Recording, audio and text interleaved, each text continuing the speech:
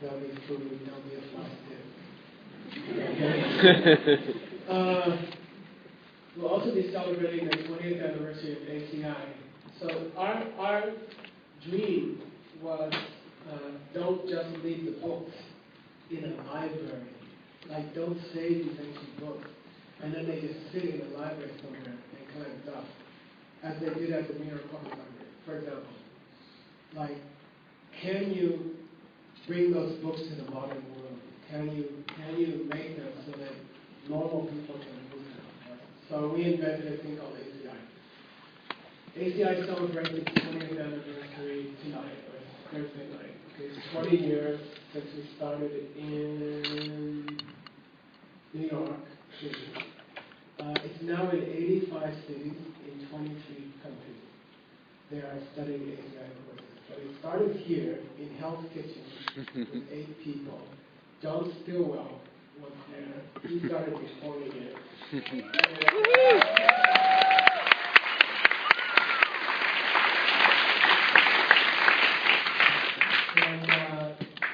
So we're going to celebrate the 20th.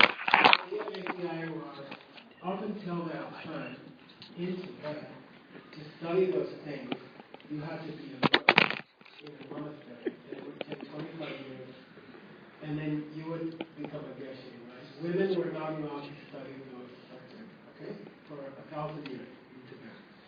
So we opened it up in New York. Like, you don't, I think, really appreciate what happened in New York, but for the first time, we took a poll. There's over 300 ACI teachers in the world. It's 150 and 150. It's exactly 150 men and 150 women are teaching the Geshe course in 85 cities around the world, in all 5 continents, right? So that was a big deal. That started 20 years ago, here in New York. So we're going to celebrate that.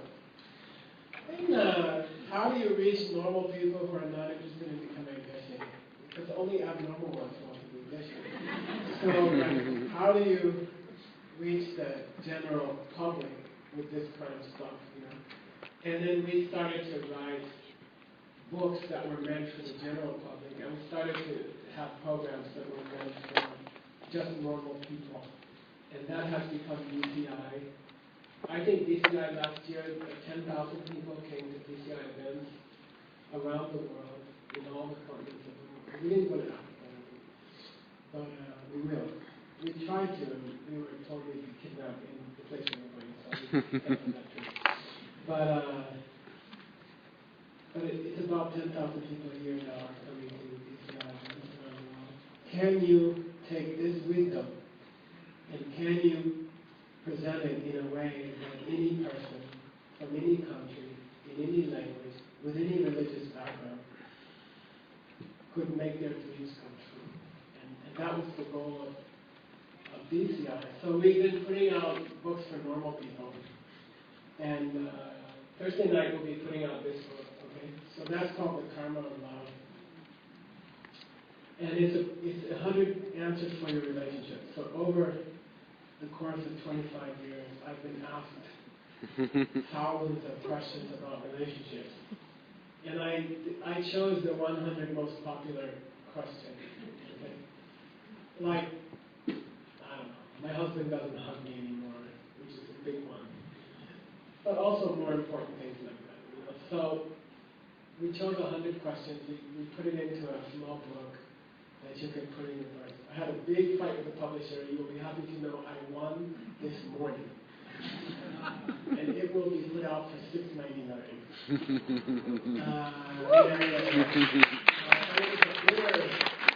was a bitter battle with the publisher. I had to pay $10,000. Anyway. But it's like you can give them away. They're cheap enough to give away. You can just buy one and give it to your friends and stuff like that. So Thursday we'll release the book. You cannot have one until Thursday. You have to come on Thursday. Sorry. Okay. Except, part of the reason that I come to New York for 3 days at a time, maybe twice a year, is to help support the Three Jewels Center.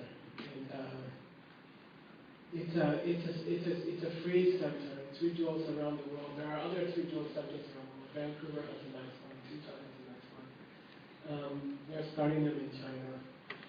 But in these centers, you can come for free yoga.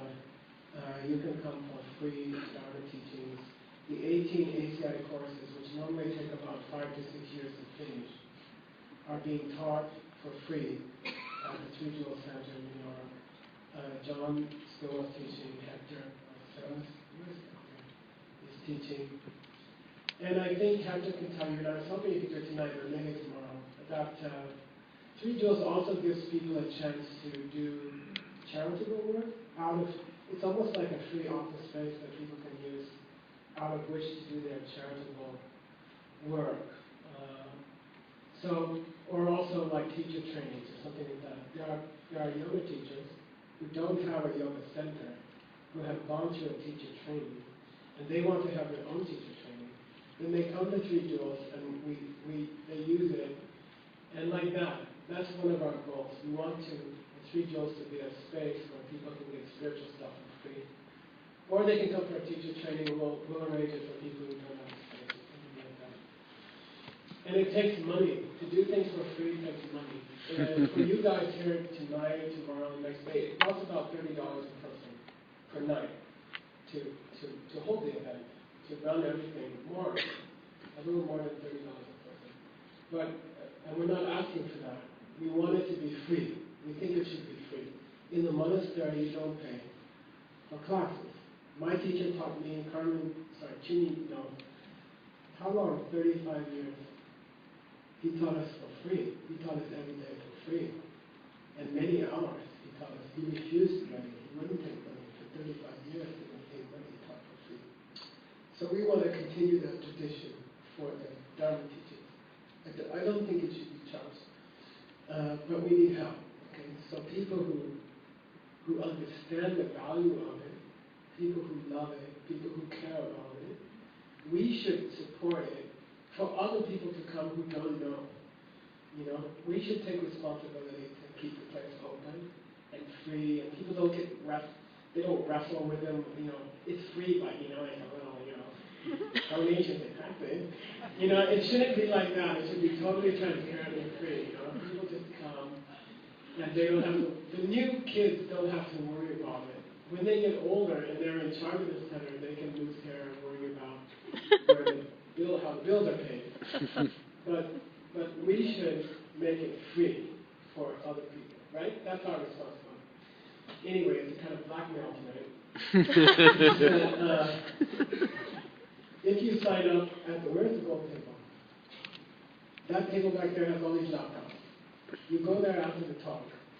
You say, okay, I'm not interested. They wanted to sell T-shirts, and they wanted to sell the paintings, and I said, and this, they wanted to sell this. I said, forget it. People either commit or they don't commit. It shouldn't be some kind of a sale. You know what I mean? It should all be for free. And if someone's got enough brains, they should make a monthly donation. Like, okay, $5, $3, $1, something, okay? And then keep the place open, right? So I'm asking you, this stuff is precious. This stuff is beyond price. One day, I don't know if you were there, Jimmy. We asked Rinpoche, how come you don't charge for your teachings? And he said, what are you going to charge? $1 million a minute? Because it's already more than that. There's no price. Deshe Chula, Rinpon Meg. What's that from? Deshe Chula, Rinpon Meg. It's the middle of the Vajra meeting talk. It's when the people get up and offer the, right? The 3 people come up. It's like, there's no price. It's beyond price. There is no price, right? So anyway, I want each of you, I'm really asking you, and it's from my heart, this stuff is more valuable than anything else going on in New York tonight. I think so. And it can help more people.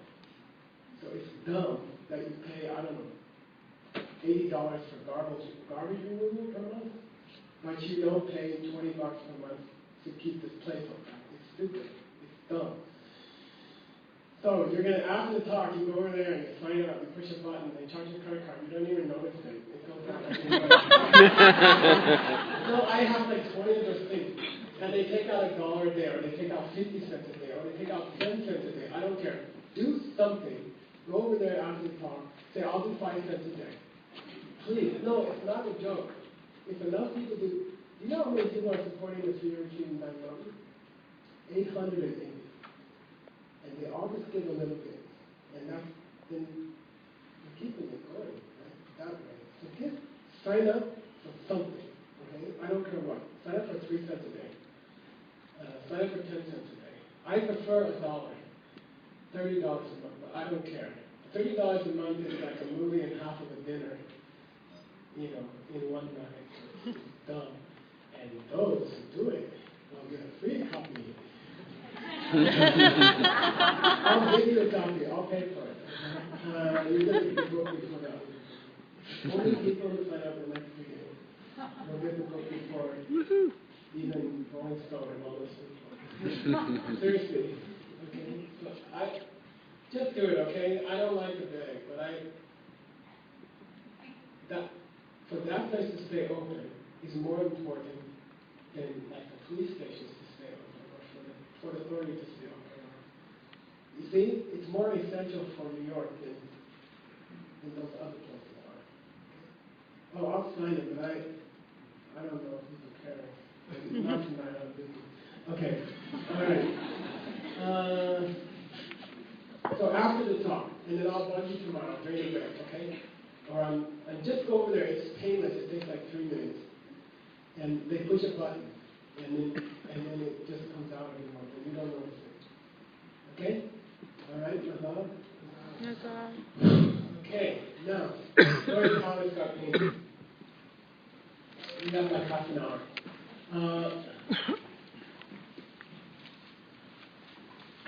And the story is not just a pretty story. It is a pretty story, but it's going to help you achieve your goal. Okay? So trust me. The story is going to apply to your life by 9:30. Okay? So here we go. In ancient India, 500 BC, 2,500 years ago, Lord Buddha was wandering around India. He tended to walk with his students, with his close students. They would travel around India. So he entered the kingdoms of 2 particular kings. One was named Bimbisara, Sukchen Nimbo in Tibetan, and one was named Udayana, which in Tibetan is Udayana. They didn't translate it. There were 2 kings named Udayana and Bimbisara. Then, unlike most kings and unlike most government leaders, they actually, from a distance, decided they were close friends. Okay? Like hundreds of miles apart. For some reason, these 2 kings decided they were paisanos. You know, like they were tight. You know? I don't know why. I don't know what happened. Karma, right? But they just decided they really liked the other guy. And I don't know who started it, but they started to send gifts to each other.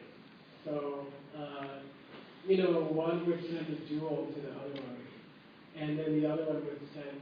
There was a saying in India that if someone helps you, you should always return it with more, and if they hurt you, you should do the same. But that's a bad part. So they started to exchange gifts.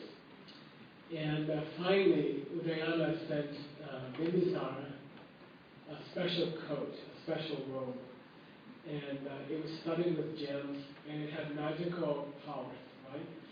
So nobody could assassinate Bimbisara. Like, somebody could come up with a gun and shoot him, or someone could do anything, and the robe would stop it, you know, and he wouldn't be hurt. So Udayana gave this priceless robe to Bimbisara, covered with jewels. Then Bimbisara called all his, ministers, right? His advisors. And he said, we have a problem here. You know, I'm supposed to give him something bigger back. You know, it's like in Japan, right?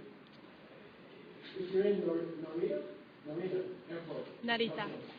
Yeah, and you see some businessman leaving, the boss is leaving on a flight, and there'll be 4 assistants there, and the boss will go like that. And then the assistants have to go lower.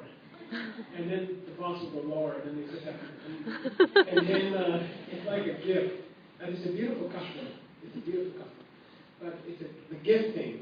So he has to give something more valuable back, but there's nothing more valuable for a king than a jewel-studded robe that won't let me hurt you. So he's like, he called all his advisors, dignitaries, what are we going to give to Buddha? And one of them raised his hand and said, I have an idea. What? The Buddha is walking to your kingdom right now. He's like 10 miles away right now. He's omniscient. Ask him. Ask him what would be more precious. And the king is like, duh, that's a good idea. Someone who knows everything. This is know-it-all. Let's ask him. And they went to the Buddha and they sent a guy to Lord Buddha, and they explained the problem. They said, we need something of priceless value. And the Buddha said, no problem, that's easy. And they said, well, what should we give him? And they said, paint my picture and give it to him. Because it's beyond value. They shake chula in some way, right? In the Mandarin talk. There's no price. It's priceless. My image is priceless because I'm an enlightened being. In all modesty. You should paint my picture and give it to another, and that would be and something cool is going to happen if you give him that painting. Something cool is going to happen. So they said, okay. The king got a bunch of good artists and said, go out to the suburbs. The Buddha's out there with his followers. I want a painting done in like 3 or 4 days, okay? Because I got to get this on a show on who they are, So they sent the artists and they all waited, like a week went by. It's like waiting for friends at a music rehearsal. And, sorry. So anyway, he's worth it though. So is the Buddha. So then he sent a messenger out, where's the painting, And the messenger went out, and the artists were all standing in front of the Buddha like this. Then the messenger said, are you done with the painting? And he said, what? Are you done with the painting? What painting? Look at this guy. It's so fantastic. And they're all just standing there, and they didn't paint anything, And so who do you ask if you have a problem painting the Buddha? You ask the Buddha. He knows everything. So they asked Buddha, how do we paint you? Because the minute people catch sight of you, they can't do anything. They just stand there. He said, well, I have a suggestion. You get a big sheet, and you put it right behind me. And then you get you make some very bright fires in front of me. And it will project my shadow onto the sheet. And then the artist can go behind and they can trace my outline. And then later they can go home and fill it in. So that's what they did. And they made a picture of Lord Buddha, and it's all finished, and they said, okay, we're ready to send the gift to Udayana. And Buddha said, wait, I have a suggestion. Under my picture, let's paint a little wheel. And let's send a secret message to Udayana and see if he gets it. Okay? So they painted the wheel.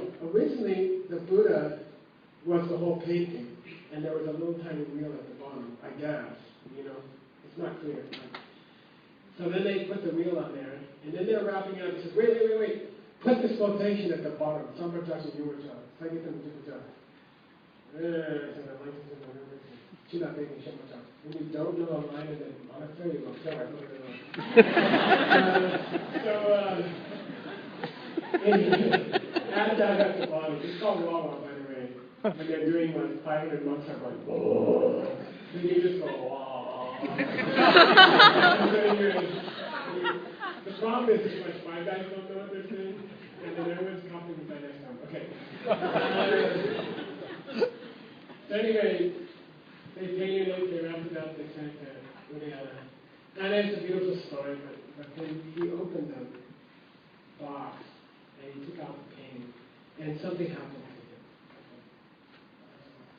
to him. In a short time, he's not empty director. Okay? Because of seeing this painting, he had a direct experience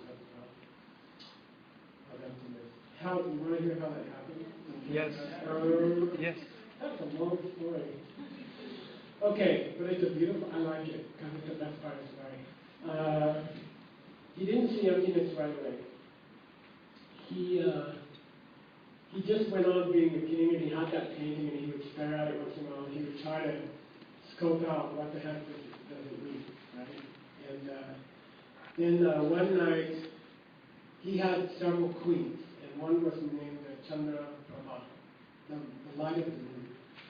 And he was playing a lute, and she was dancing, and they were having, probably it was a 25th anniversary party. And then suddenly, he had this terrible vision that she would die in 7 days. He saw that in 7 days she would die. And he dropped the lute. And she said, "What's wrong?" He said, I have a vision. And she said, "What?" And he said, "You're going to die. Within 7 days you will die." And she said, she bows down and she says, "Then give me permission to become a nun. Let me spend the last 7 days of my life as a nun. Let me spend the last 7 days in practice." And he said, "Oh, that's fine, but I'm going to miss you." She said, "Don't worry, you can meet me. I'll come for you. Don't worry." She died. She becomes a nun. She dies after 7 days. And then one night after that, he's in bed in the middle of the night, and she appears at the at the end of the bed. She's standing. What do you call that? Foot of the bed. She's standing there in the night, And he woke up, and he was groggy. Like he didn't remember where he was. He's like, "Come on, get in bed, And she's like, "No, you don't understand. You forgot I'm dead." And he's like, "Oh yeah." And then she's like, "Do you want to meet me again?" And he's like, "Yeah." And she says, "Well, then you have to collect special karma." And he says, "Well, how do you do that?" And she says, "Well, you become a monk, of course." And then she disappears, And then he's like, "I'll become a monk." Because he wants to meet his holy partner. It's a whole beautiful story. It's some deep meaning there. But anyway, he became a monk. And he gave the kingdom to his son, whose name was Shikandi. In Tibetan it's called Sukucha. So he had a formal ceremony, and he gave the kingdom to his son, Shikandi. Shikandi means, what do you call that in India? They have long hair and they tie it up like this. That's called Shikanda. And so his name was, he had a top knot like that, like a royal top knot. So he gave it's called the Gyaltik Dipa. He gave the kingdom to his heir, and then he left. He became a monk and he left. He followed Lord Buddha. He started walking around Lord Buddha. And during that time he saw emptiness. He became an Arya. Then at some point he met some traders from his own country on the road, walking around Lord Buddha. And he asked them, "How are things going back home?" And they said, "Not so good." And he said, "Why?"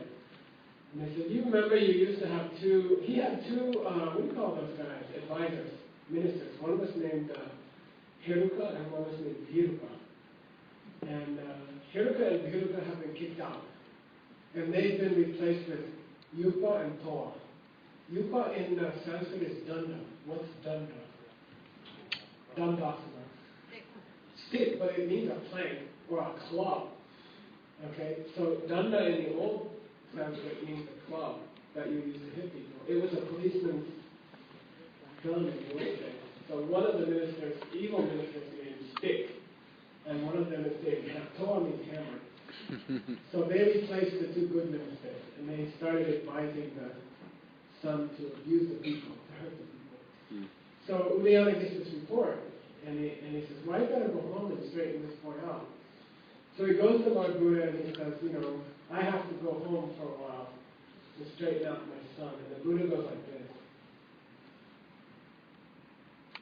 He says, go, but be ready for what happens.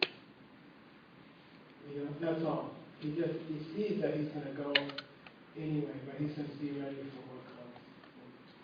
And then, the son heard that the father was coming back, and the evil ministers, whose names are Stick and Hammer, they said to the boy, the prince, they said, the old man's coming back.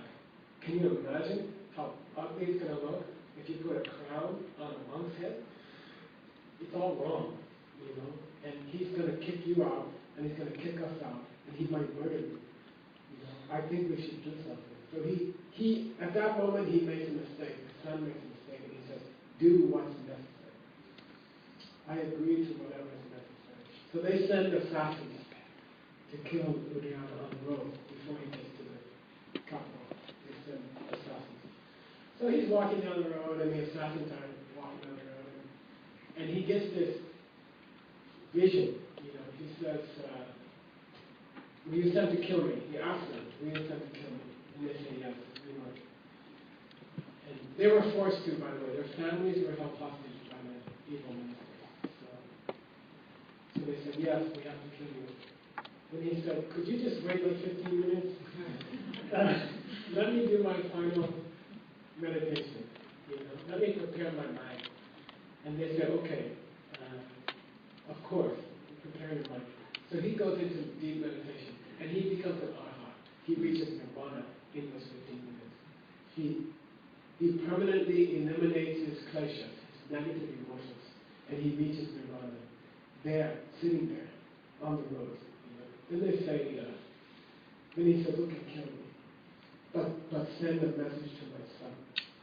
You know, and they say, "What's the message?" He says, in Buddhism, there are 5 great sins that you can do. 5 of the most terrible sins: killing your father, killing your mother, killing someone who's reached nirvana, trying to hurt a Buddha because you can't kill him, and then splitting up a spiritual community. These 5 are unforgivable. They're like the worst sins you can do, the worst possible sins. And they claim that if you do one of the 5 and you die, you will go straight to hell. There's no other choice. It's almost always like that. Okay? So he said to the assassins, "Tell my son he's done 2 of the 5. I'm in the whole world, almost no one has ever done 2 of the 5. He's killed his father, and he's killed someone who reached nirvana. Tell him to clean it. Tell him to purify that from his heart before he dies. Now kill me." And they kill him. Then they take the robes to the sun, and they're covered with blood. And they say, "Okay, we eliminated the problem." And he says, "You killed her?" He says, "Yeah." And he says, "Oh my God. Now I've killed my father, and I've killed someone who reached nirvana. You know, my future is hopeless. You know, I will suffer forever now." You know, like he's almost crazy. Then comes the crucial part, and the part that I want you to know. Why? Because we are talking about how to sharpen a karmic seed. We are talking about our subject for 3 days. How you sharpen a karmic seed. I understand that I could be financially independent for the rest of my life if I were generous in a certain way. But how do you make it happen quickly? How do you sharpen that seed? I understand that I could see peace in the world, and I understand that I could see the end of poverty in my lifetime, right? But how do I make it happen? Make a karmic seed ripen so fast that in my lifetime I see it end. You see, that's the subject of these 3 days, and the information is in the wheel. The clues are in the wheel. Here's how it comes in the story of Udayana. Okay. So the prince begins to get sick all the time and worry and pain and suffering. And the 2 evil ministers, Stick and Hammer, Danda and Kawa, they go to the queen who's the mother of Shikandi, not the queen who died, okay? And they say, your son's gone crazy, you know. He's kicked out us good ministers, and he's got these, he brought back Hiruka and Viruka, these two good ministers. He brought them back, you know. So you have to, he thinks it was wrong to kill the king when he came back, but we were just protecting him. So she's like, well, what's his problem? You know, and they say, well, he thinks he killed his father and he killed an arhat.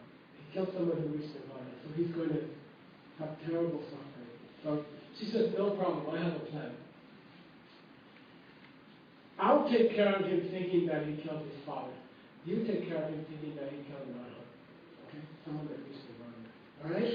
And they say, well, how are you going to do that? And she says, I will confess to him that that wasn't his father. That I was having an affair or he was born. Okay? And I'll talk him into believing that he didn't kill his father. He did, right? But I'll do this big confession to him and he'll think he didn't kill his father. Then the ministers get this cool plan, okay? There were two people who reached nirvana in their kingdom previous to that. And they had special stupas, special temples dedicated to them, right? They had gone away, passed away a long time before. But they had reached nirvana. So they made this plan. They got two kittens, and they trained them to sit inside those temples. And when they said the names of the two previous ministers, those kittens would come out of the temple, and they would kill small birds. They would put small birds there, and the kittens would kill small birds. So they got this whole thing ready, and then they called the son, and they said, first of all, you don't have to worry that you killed your father, because that wasn't your father. Also, there's no such thing as an arhat. And we'll prove it to you. They take him to the stupa. They say, hello, Mr. Arhat. And these two kittens come out. And then they say, what do you like to do? And they kill the birds. And they say, look what kind of arhats these are. They were died and they were reborn as kittens. There's no such thing as an arhat. So your father wasn't an arhat either. You don't have to stress. Okay? Do you want more of that story? You have 5 more minutes. Yes. Okay. It ends like this. So Shikandi loses faith in the idea of reaching nirvana. He comes to believe that it's impossible to reach nirvana. And there was a very great monk and a very great nun named Katyayana who had trained the Oki and his wife. Right? These two beautiful monk and nun. So the son said, since no one can reach nirvana, all these monks and nuns are just stupid. And I want everyone in the kingdom, when you see them walking down the road, throw something on them or spit on them. Like throw tomatoes at them, throw garbage on them, like that. And he encouraged this towards practitioners. Okay? And they were very peace-loving, they didn't do anything, but people threw things at them, and they were very quiet, and they didn't say anything. As you know, one day, there was this nun and this monk called a few of the old advisors, and they said, come to our house, we have to tell you something.